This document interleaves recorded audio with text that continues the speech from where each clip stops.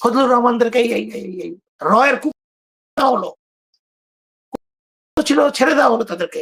Open রুমিন ফরানা ইসলাম বিরোধী কথা বলে, ওয়াজ মাহফিল নিয়ে কথা বলে, কপালে টিপ দিয়ে আসে। এগুলো আমি ওপেন এখানে আমি প্রতিবাদ করলাম।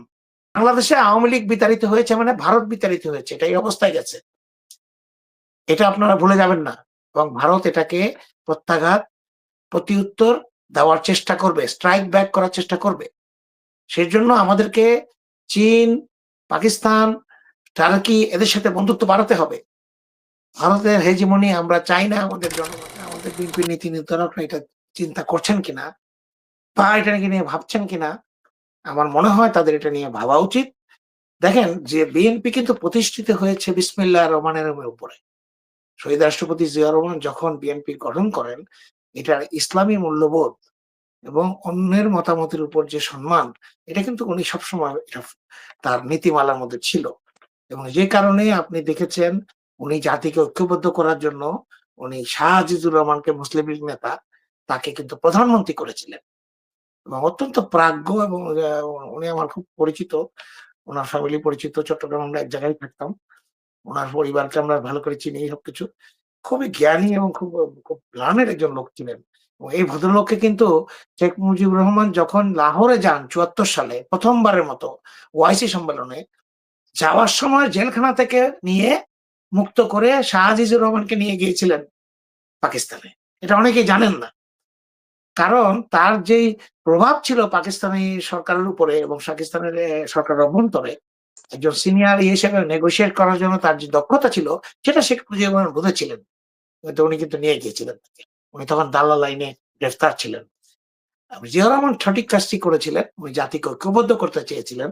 মুক্তিযুদ্ধের তথাকথিত যে চেতনা, ভারতের সেল করা চেতনা থেকে বেরিয়ে এসে সেটা উনি করেছিলেন।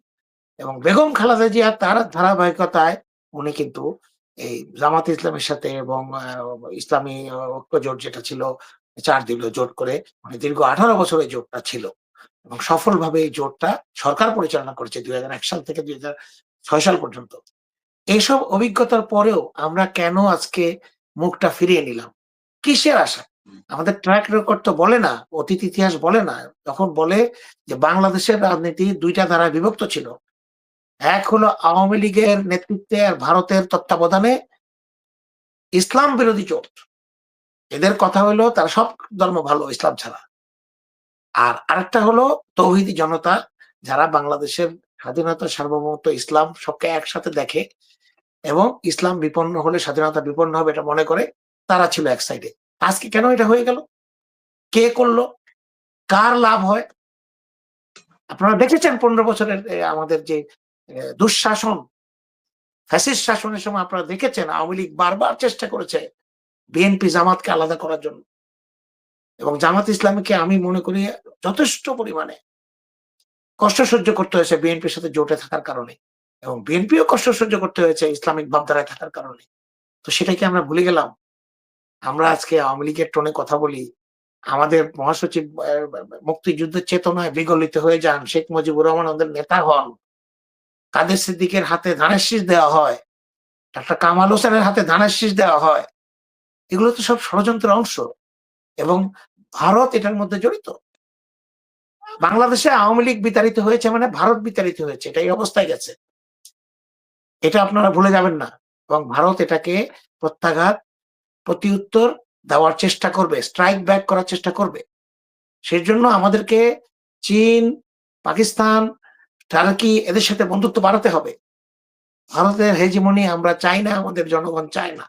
এই যে সংখ্যানুপাতিক যেটা কথাটা আজকে উঠেছ, এটা আগামী নির্বাচনের সময় যদি নির্বাচন সঠিকভাবে নরমাল হয়, এখানে আপনি দিতে পারেন। ভবিষ্যতে আপনারা কি নির্বাচনটা এই পদ্ধতিতে চান? আরেকটা প্রশ্ন দেওয়া যায়, বাংলাদেশ আওয়ামী লীগ, জাতীয় পার্টি সহ যেসব ফ্যাসিস্ট শক্তি যাদের ব্যাপারে অভিযোগ এবং আইন অনুযায়ী ব্যবস্থা গ্রহণের অভিযোগ ব্যবস্থা চলছে, তাদেরকে কি তারা বাংলাদেশের মানুষ রাজনীতিতে চায় কিনা, এটাও দেওয়া যেতে পারে প্রশ্ন। আমি মুখে মুখে বললাম, আমার সাথে আন্ডার টেবিলে কথা হয়ে গেছে, আমি বললাম আমি আপনার ব্যাপারে কিছু বলবো না, আমি আপনাকে সমর্থন দেব, হয়ে গেল। তা তো না। আমাদের বিএনপির সমর্থকরা কি, তাদের কি কোনো বিবেক নাই? তাদেরও তো বিবেক আছে। তারা ধানের শীষে ভোট দিবে, তারা আমাদের যে বেগম জিয়া খালেদা এবং জিয়া রহমানের জন্য পাগল, তারা অকুণ্ঠ সমর্থন দেয়, তারেক রহমানকে পছন্দ করে নেতা হিসেবে। কিন্তু তারপরেও তাদের বিবেক আছে ভাই, তাদের একটা বিবেক বলে একটা জিনিস আছে। তারা যদি অন্যায় জিনিসটা যদি বিবেককে তাদের সায় না দেয়, তা দেবে না। তাই বিএনপিকে আজকে গভীরভাবে চিন্তা করতে হবে। আমরা যারা এই কথাগুলি বলি, আমরা বিএনপিকে সবচেয়ে বেশি ভালোবাসি, সবচেয়ে বেশি ধারণ করি, বিএনপিকে বাংলাদেশের মানুষের চোখের মনিতে চাই, এজন্য বলি বিএনপি যদি ক্ষতিগ্রস্ত হয়, দীর্ঘায়িত হয়, ক্ষমতা যেতে না পারে, এই যে একজন বললেন বিএনপি ১০০ সিট পাবে কিনা, এইসব কথাবার্তা আমরা শুনতে চাই না। মানে আমরা এইসব কথাবার্তা শোনার মতো পরিস্থিতি হোক চাই না। কেন এইসব কথাবার্তা হচ্ছে? কেন ৫ই আগস্টের পরে এই ফজলুর রহমানদেরকে এই রয়ের কুকুরগুলোকে ছেড়ে দেওয়া হলো? কুকুরগুলা বন্ধ ছিল, ছেড়ে দেওয়া হলো তাদেরকে। ওপেন রুমিন ফারানা ইসলাম বিরোধী কথা বলে, ওয়াজ মাহফিল নিয়ে কথা বলে, কপালে টিপ দিয়ে আসে। এগুলো আমি ওপেন এয়ারে আমি প্রতিবাদ করলাম। জিয়া রহমানের দল এদেরকে ধারণ করতে পারে না। আমি সব মানুষের পোশাকের অধিকার, শালীনতার অধিকারের প্রতি শ্রদ্ধাশীল। কিন্তু আমাদের কিছু, কিছু কৃষ্টি, কিছু, কিছু জিনিস আমরা ফলো করতে চাই, জনগণ পছন্দ করে। ছেলেমেয়েদেরকে শিখাতে চাই। একটু মিনিমাম পর্দা, একটু মিনিমাম ভদ্রতা, একটু শালীনতা, একটু ধর্মীয় মূল্যবোধ। আমরা সবাই চাই আমাদের ছেলেমেয়েরা পাক। কিন্তু ওরা তো এটা চায় না। ওরা কেন ভারতের লাইনে কথা বলবে? আমার সেই প্রতিবাদ। আমরা কোনো কিছু চাই না ভাই। এমপি নমিনেশনও চাই না, পদও চাই না, কিছু চাই না। কিন্তু আমরা চাই বিএনপি তার যোগ্য মূল্যায়ন পাক। জামাত ইসলামী তার যোগ্য মূল্যায়ন পাক। তাই অবিলম্বে বিএনপি জামাতকে, যেহেতু ইসলামী দলগুলোর সাথে জামাত ইসলামের দীর্ঘদিনের একটা বিরোধ ছিল, মতানৈক্য ছিল, সেটা তারা এখন একসাথে হয়েছে। কেন বিএনপি তাদের বাইরে থাকবে? অবিলম্বে বিএনপি জামাত ইসলামী সহ যারা আছে তাদের সাথে বসে নির্বাচন করলে আমরা জোটে করব নাকি না জোটে করব, আমরা সুন্দরভাবে বাংলাদেশের মানুষকে একটা গণতান্ত্রিক ব্যবস্থা উপহার দেব। বিএনপি জামাতের মধ্যে বিরোধ মানুষ চায় না। ১০০ লোককে ডাকেন, ৯৯ জন বলবে আমরা চাই না। জামাতের সাপোর্টাররা বলবে, বিএনপি সাপোর্টাররাও বলবে যে আমরা এই বিরোধ চাই না। এই বিরোধ আমাদেরকে ক্ষতির দিকে নিয়ে যাচ্ছে, শেখ হাসিনাকে শক্তিশালী করছে এবং শেখ হাসিনার যে টাকা, অবৈধ টাকা, এগুলোকে ব্যবহার করার সুযোগ সৃষ্টি হচ্ছে। তাই আমরা এগুলো, এখনো সময় আছে, আমরা নিজেদের মধ্যে বিরোধ না করে আসেন দেশটাকে, এনসিপি নতুন দল এসছে, তারা আওয়ামী লীগের প্রবল বিরোধী, তারা শেখ হাসিনার ব্যাপারে কঠোর অবস্থান, শেখ মুজিবের ব্যাপারে কঠোর অবস্থান, তাদেরকে তাদের রাজনীতি করতে দেন। তারা তো আমাদের পক্ষেই আছে। আমরা তাদের একই লাইনে আছি। আমরা কেউই শেখ হাসিনাকে চাই না, আওয়ামী লীগের দুঃশাসন চাই না। তাহলে সমস্যা কোথায়? মানুষকে তাদের ভোটটা দিতে দেন বিনা বাধা। আমি আবার গতবার বলেছিলাম অনুষ্ঠানে, আবার বলছি, বারবার বলছি, বলেই যাব। আমি অনুরোধ করব বিএনপি এবং জামাতের যারা নির্বাচন পরিচালনা করবেন, জ্যেষ্ঠ নেতৃত্ব প্রত্যেক দলের, কোনো লেনদেন করবেন না টাকা পয়সা। টাকা নিয়ে নমিনেশন দেবেন না। পোস্টার ছাপানোর দরকার নাই, ইন্টারনেটে দেন। ২০ কোটি টাকা লাগবে কেন নির্বাচন করতে? সেই ২০ কোটি টাকা দিয়ে আমি নেব? আমি তো চেষ্টা করব ৫০ কোটি টাকা উঠাইতে, অবশ্যই, মানুষের গলায় পাড়া দিয়ে। Let's stop this thing. আসেন এটা বন্ধ করি আমরা। যোগ্য যারা, একটা গ্রামের একটা স্কুল শিক্ষক বা একটা প্রফেসর বা একটা বাংলাদেশ গ্রামের একজন প্রবীণ লোক, সম্মানী, সৎ, যোগ্য, তাকে নিয়ে নমিনেশন দেন। চেঞ্জ করুন, আসেন আমরা চেঞ্জ করি। Corporation limited private company limited দলগুলো এই মতিদার থেকে বেরিয়ে আসেন। মানুষের দল করে, দল ক্ষমতায় যাবে, কিছু পাবে এই আশায়।